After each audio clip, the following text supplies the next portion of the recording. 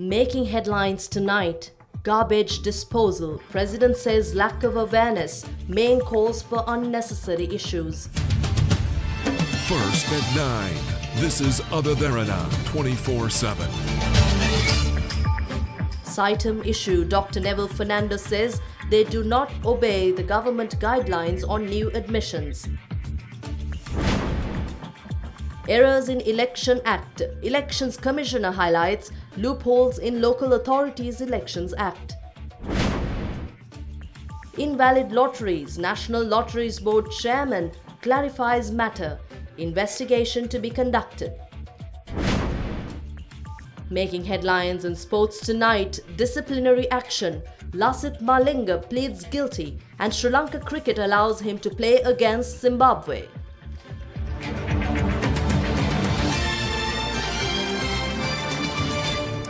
Good evening. This is your primetime news at 9, bringing to you news from across the world live from our news centre.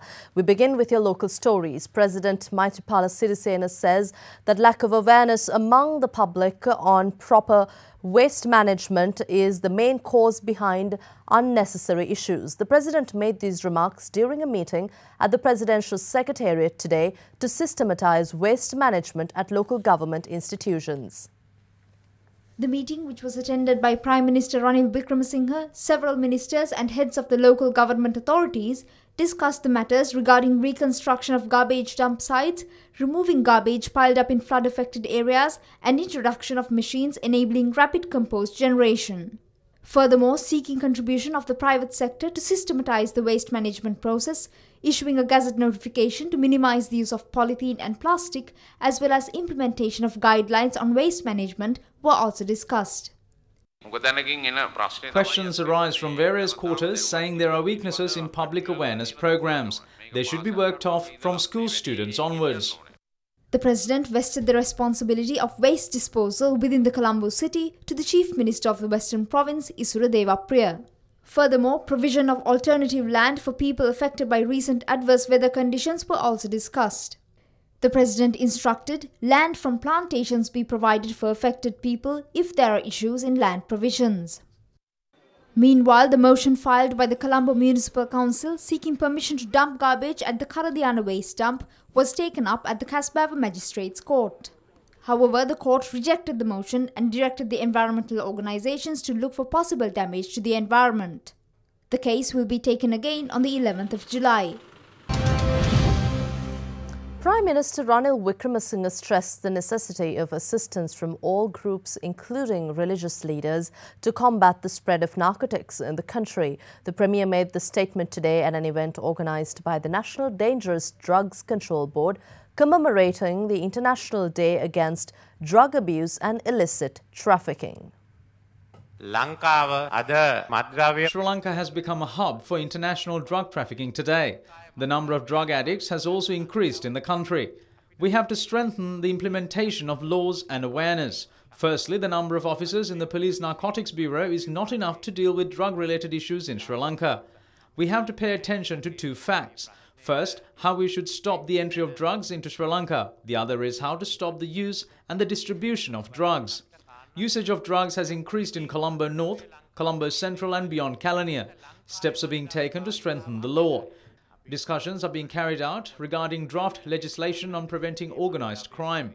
We should control the spread of drug usage within the next 2 years. The chairman of the South Asian Institute of Technology and Management, Dr. Neville Fernando, says that they do not agree with the government's decision to halt degree offerings and admission to students to Sitem. He made the remark responding to questions raised by media following a meeting with the Secretary to the President in Colombo today.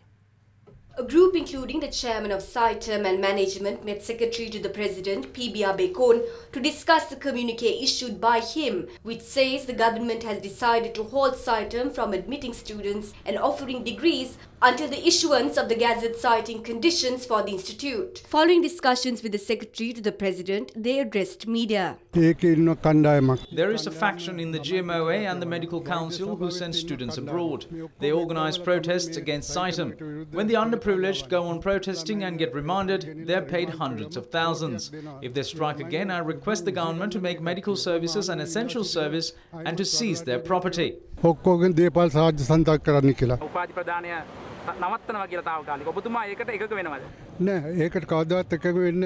I do not agree with it. Issuing degrees cannot be halted like this through a gazette because there is a procedure for it.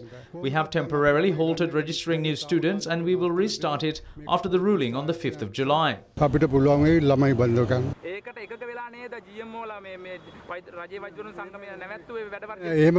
No, we don't even know of such a cabinet paper. Then ask them to jump in the sea. Meanwhile, the Inter-University Bhikkhus Federation organised a protest adjacent to the Colombo Fort railway station at 2 o'clock this afternoon. The protest was organised to oppose the arrest of the convener of the Inter-University Students Federation, Lahiru Weerasekara, and the convener of Inter-University Bhikkhus Federation, Venerable Tampite Sugadananda Thera. In the meantime, issuing a communique, police said that the students are allowed to engage in the protest peacefully and lawfully. They were also ordered against entering public property while allowed areas were demarcated. The government is attempting to put a stop to our activities by arresting student leaders. But we will not stop the struggle until they abolish CITEM.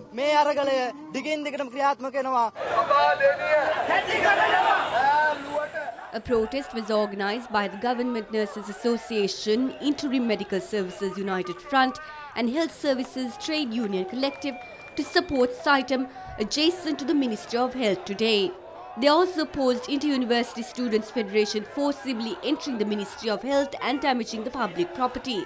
The protest was held in a backdrop where the Peta Magistrates Court had prohibited them from holding a protest. They did something they shouldn't have done by destroying the property of the Ministry of Health.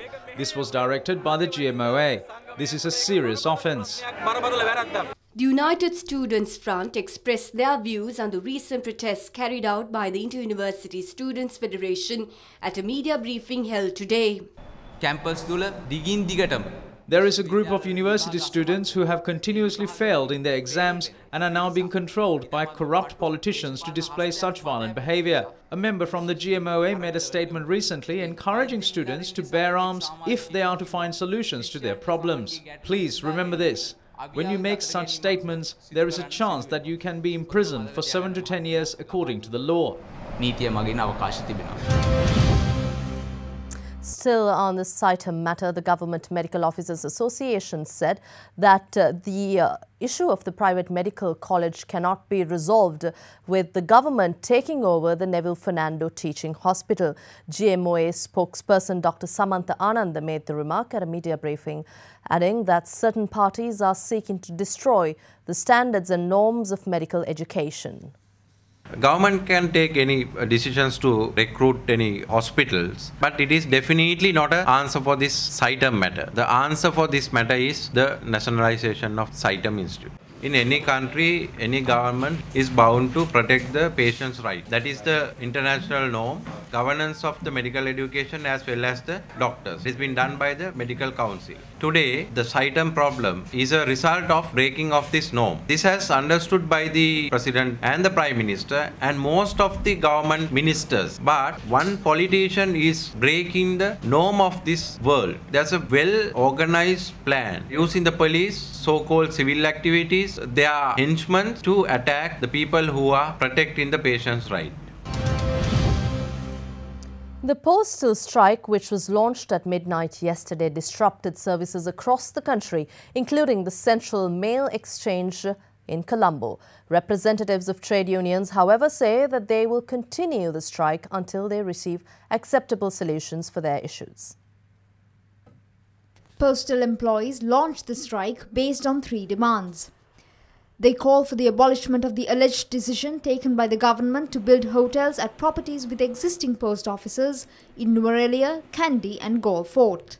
They also demand the establishment of the main post office along Janadipati Mawatha Fort and to solve administrative issues brought on by the Circular 6/2006. The strike is launched blanketing 643 post offices and 3,410 sub-post offices across the country. Nearly 25,000 employees engaged in the strike. We will not stop this until an acceptable accord is arrived at. Meanwhile, postal services in several areas of the country were disrupted today.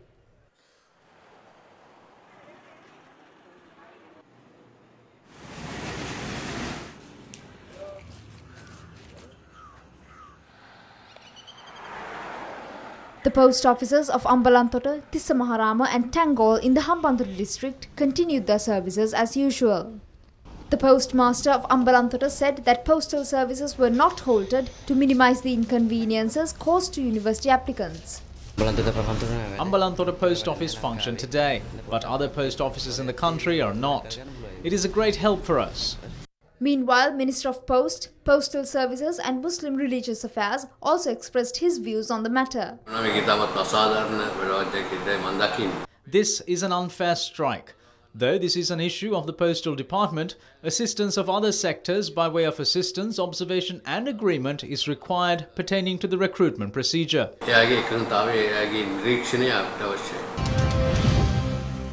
And we take a short commercial break. We'll be back with more news on the other side.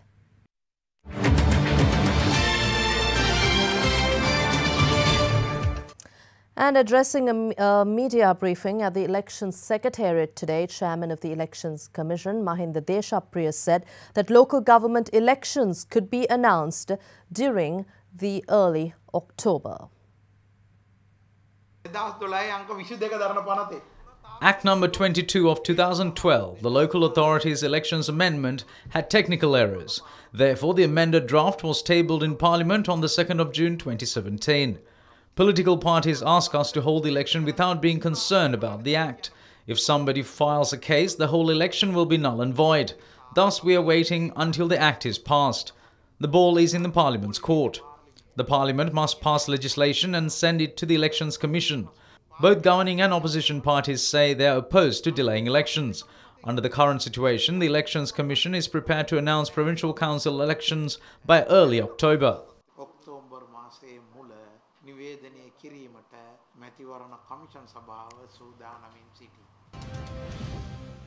And Minister of Justice and Buddha Shashana Vijayadasa Rajapaksa alleges that certain cadres with NGO funding are attempting to destroy religious harmony in the country. He made these remarks at a ceremony organized to unveil the new sermon hall of the Sri Mahabodhi Vihara in Dehiwala.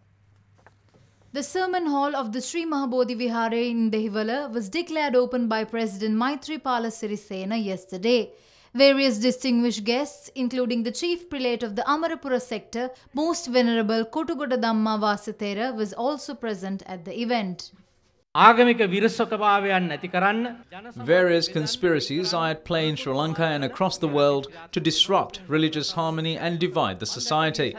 There was a protest at Petta railway station last week alleging that the government has destroyed religious freedom. They market such incidents on a global platform for financial gain. It's more respectable to beg than to earn money through NGOs. They accused Minister Champika and myself, alleging that we harboured Venerable Galagoda Atteññanasara Thera. But when it was said that there are accusations against him, the Thera surrendered to court.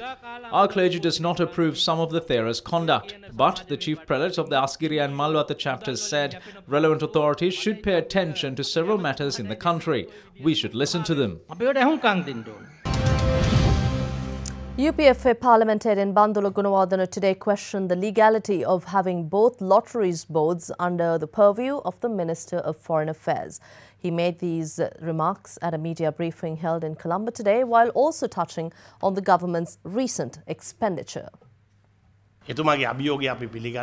When we refer to the 2016 performance report of the Ministry of Finance, we can see as to how the government has underutilised money allocated from the budget.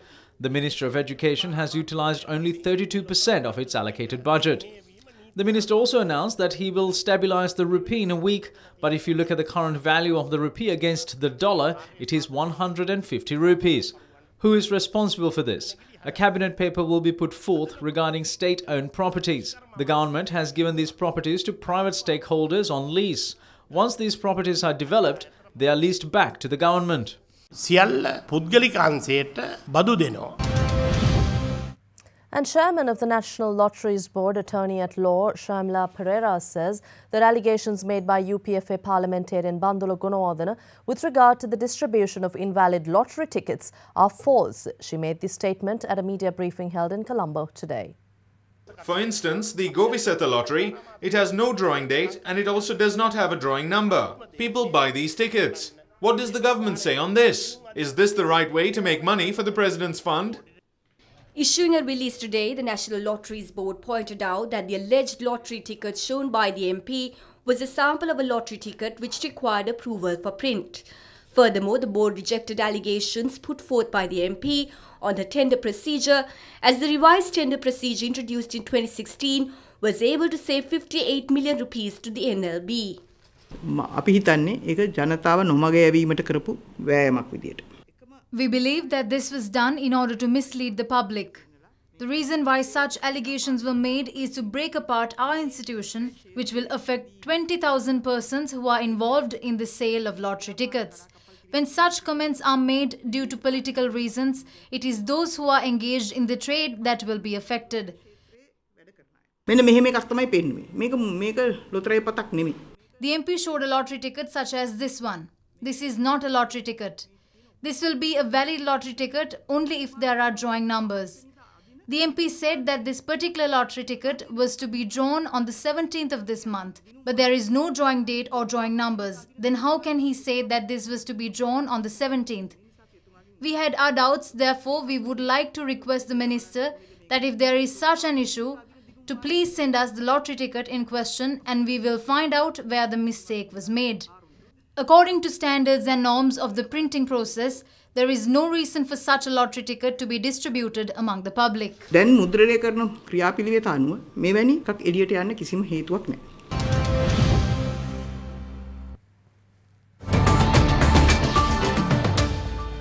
In tonight's business stories, an alleged pattern in the sale of bonds to the Employees Provident Fund for exorbitant prices by Perpetual Treasuries Private Limited was brought to light today at today's sitting of the Presidential Commission of Inquiry probing the controversial central bank bond auction. It was divulged when Additional Director of the Information Technology Department of Central Bank, Vasant Dialvis, testified before the Commission of Inquiry. Evidence was led by Deputy Solicitor General Milinda Gunatilaka, and he declared to the Commission that Perpetual Treasuries Private Limited had sold bonds they bought in the primary market to the Employees Provident Fund in the secondary market at exorbitant rates. The Deputy Solicitor General also highlighted the fact that the Employees Provident Fund incurred considerable losses with the sale of bonds to it by Perpetual Treasuries in the secondary market. Thus, Perpetual Treasuries had generated a profit of 6,667,928,518 rupees by selling bonds to government institutions in the secondary market. And in international business stories, Google has been fined 2.42 billion euros by the European Commission after it ruled that the company had abused its powers by promoting its own shopping comparison service at the top of search results. The amount is the regulator's largest penalty to date against a company accused of distorting the market. The ruling also orders Google to end its anti-competitive practices within 90 days or face a further penalty. However, the US firm said it may appeal.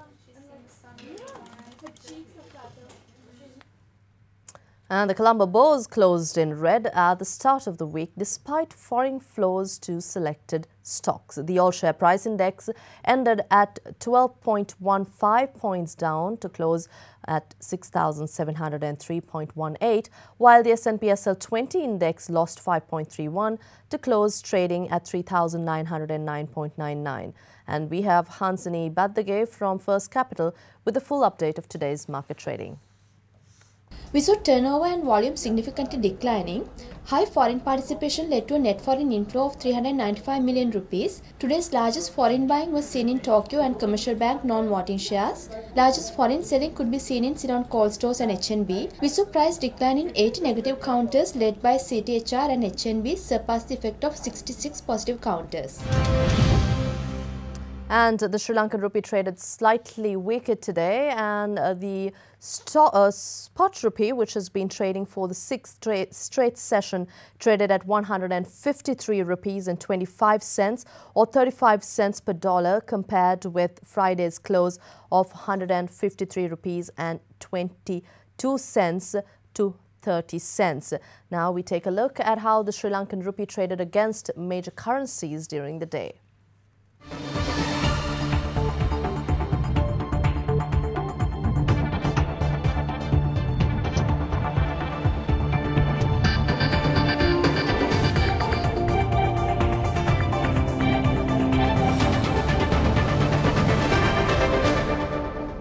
And with that, we'll be back with your sports news after this short commercial break.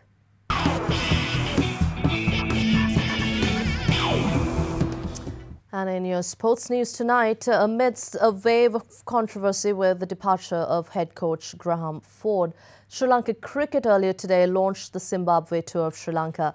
The tour will see 5 one-day internationals to be played in Galle and Hambantota before a solitary test to be played at the R. Premadasa Stadium in Colombo. Speaking on the disciplinary issues faced by Lasith Malinga, SLC President Thelanga Sumathipala stated that he had pled guilty to the charges and will be allowed to play but will receive disciplinary action based on a recommendation from the disciplinary committee. And we move on. Sri Lanka Cricket also announced a 13-member squad to be led by Angelo Matthews, with Upul Taranga acting as his deputy. Speaking at a media briefing earlier today, skipper Angelo Matthews stated that the team is not focused on the departure of their coach, but on the job at hand.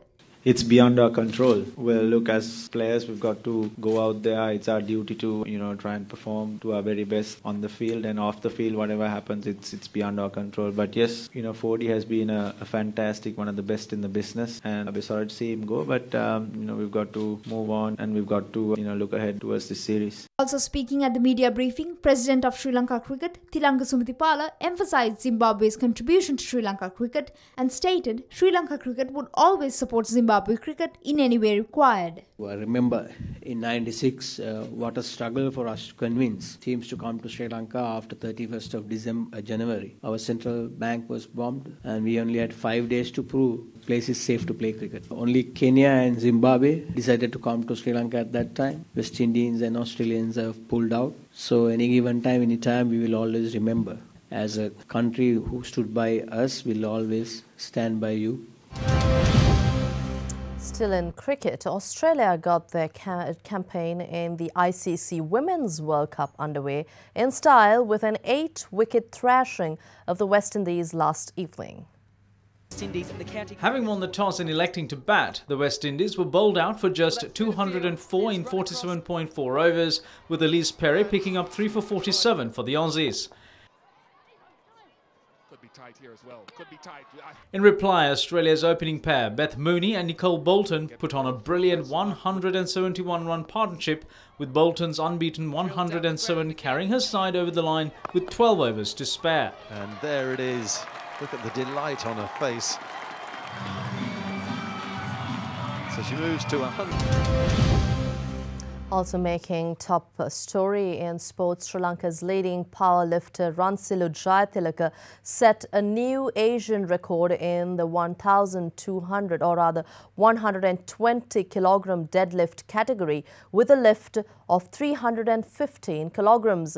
Jayathilaka achieved the feat at the World Classic Powerlifting Championship organized by the International Powerlifting Federation, currently underway in Belarus. Sri Lanka's powerhouse was placed 7th overall in the deadlift competition but his best lift of 315 kilograms, which came in his second attempt, bettered the previous record of 312.5 kilograms held by Golublev Vladimir of Kazakhstan. And your international stories are coming up after this break.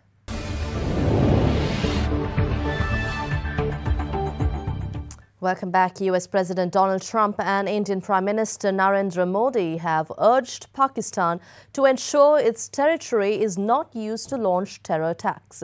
The two heads of state issued their call in a statement released by the White House shortly after the two met in Washington, D.C. for the first time. In a White House-issued statement, US President Donald Trump and Indian Prime Minister Narendra Modi stated that they would strengthen cooperation against threats, including Pakistan-based militant groups. Addressing media, Trump said the future of the US-India partnership has never looked brighter. Working together, I truly believe our two countries can set an example for many other nations.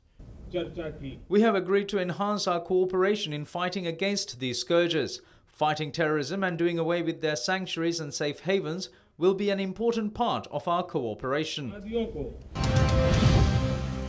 Dozens of people were killed in a suspected US-led coalition airstrike on a prison run by so-called Islamic State in eastern Syria. The Syrian Observatory for Human Rights said 42 prisoners and 15 militants died when the facility was hit yesterday, but what they were believed to have been a coalition, or rather a coalition aircraft. International media say dozens of civilians and Syrian rebel fighters had been detained there, and a coalition spokesperson said they were looking into the casualty reports.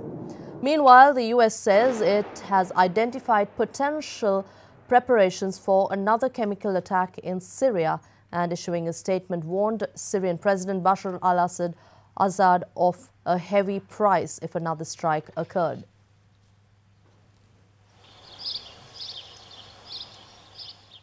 The Philippines military says they were still verifying whether or not a key militant leader has escaped the southern Philippine city of Marawi. They added that they would not negotiate with terrorists after reports came through of a proposed prisoner swap. Local media reported that one of the founders of the militant group had told religious emissaries that he wanted his parents were freed in return for a prominent Christian priest of Marawi. Well, yung ating mga reports talaga ay... And we move on to the Weather Center to find out how the weather report will be for the next 24 hours.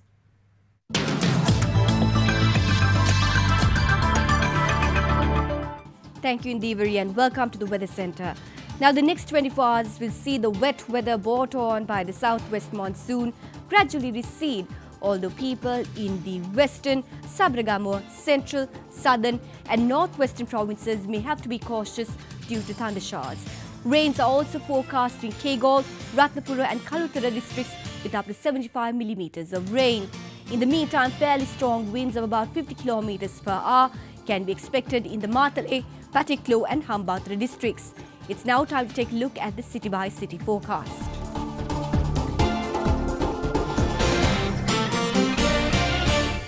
And that's all on tonight's broadcast. But before we go, we'd like to leave you with visuals from the picturesque heights of Riverston in Matale, a much-visited tourist destination in Sri Lanka. We'll leave you with that. Have a pleasant evening. Stay safe. Good night.